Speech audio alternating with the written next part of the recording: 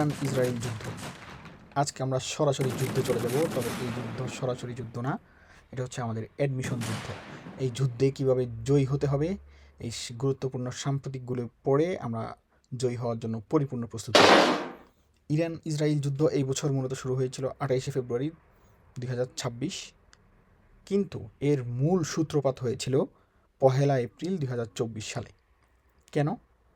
তৎকালীন সিরিয়ার দামেস্কে ইরানি কনসুলেটে ইসরায়েলের বোমা হামলায় ইরানের কুদস ফোর্সের একজন উচ্চপদস্থ কমান্ডার তিনি নিহত হন।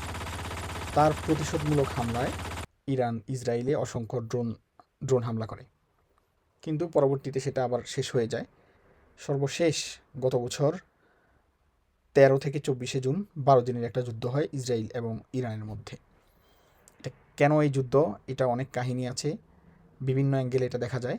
তো অত আলোচনা আমরা যাব না, অত বড় আলোচনায় আমরা যাব না। আমরা জাস্ট আমাদের জন্য যে তথ্যগুলো ইম্পর্টেন্ট আমরা জাস্ট সেগুলোই পড়ব। সর্বপ্রথম আমাদের ইম্পর্টেন্ট হচ্ছে ইরান ইসরায়েলের যে 12 দিনের যুদ্ধ, সেই যুদ্ধটা কবে হয়? 13 থেকে 24শে জুন 2025। এবং এই বছর যে যুদ্ধটা হচ্ছে সেটা মূলত ইরান এবং ইসরায়েল আমেরিকা জোটের যুদ্ধ।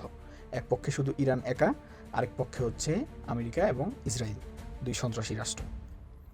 এটা শুরু হয়েছিল 28শে ফেব্রুয়ারি। 28শে ফেব্রুয়ারি সকালে আমেরিকা ইসরায়েলের যৌথ হামলার মাধ্যমে এই যুদ্ধটা শুরু হয়। পরবর্তীতে ওই হামলায় ইরানের সর্বোচ্চ ধর্মীয় নেতা যাকে বলা হয় আয়াতুল্লাহ রুহুল্লাহ আল খামেনি, সে নিহত হয়। সে নিহত হওয়ার পর থেকে ইরানও মোটামুটি ফুল স্কেলে যুদ্ধে জড়িয়ে পড়ে। তারপর থেকে এই যুদ্ধ এখনও চলমান আছে, আজকে 12ই মার্চ এখনও চলমান আছে। তো এই যুদ্ধের বিভিন্ন অপারেশন আছে, এই অপারেশনগুলোর নাম আমরা জানবো। যুক্তরাষ্ট্র যে অপারেশনটা করছে এটার নাম হচ্ছে অপারেশন এপিক ফিউরি, আর ইসরায়েলের যে অপারেশন সেটার নাম হচ্ছে অপারেশন রোয়ারিং লায়ন। আর অপরদিকে ইরান যে অপারেশনটা পরিচালনা করছে সেটার নাম হচ্ছে অপারেশন ট্রু প্রমিস 4।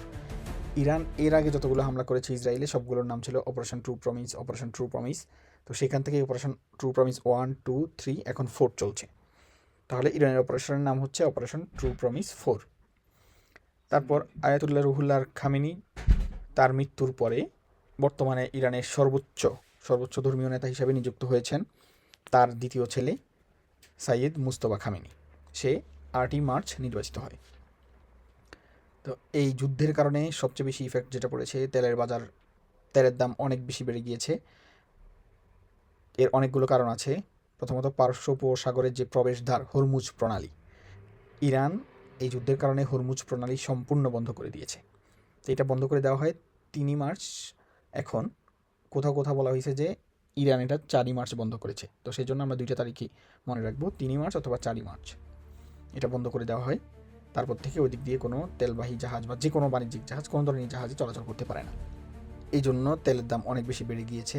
তাছাড়াও হচ্ছে হরমুজ প্রণালী এমনিতে খুবই গুরুত্বপূর্ণ, কারণ পৃথিবীর প্রায় 20 থেকে 25% তেল এই হরমুজ প্রণালী দিয়ে রপ্তানি করা হয়।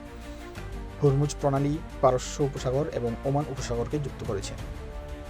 তারপর হচ্ছে এই যুদ্ধে অনেকগুলো দেশ আক্রান্ত হয়েছে, যেমন আমরা যদি এখানে দেখি ইরান তো যুদ্ধে আছেই, এর বাহিরে হচ্ছে Syria, Lebanon, Iraq, Jordan, Bahrain, Qatar, Dubai, Kuwait, Oman, Saudi Arab, এই দেশগুলো আক্রান্ত হয়েছে, কারণ এই দেশগুলোতে আমেরিকার ঘাঁটি রয়েছে। ইরান সেই ঘাঁটিগুলোতে হামলা করেছে।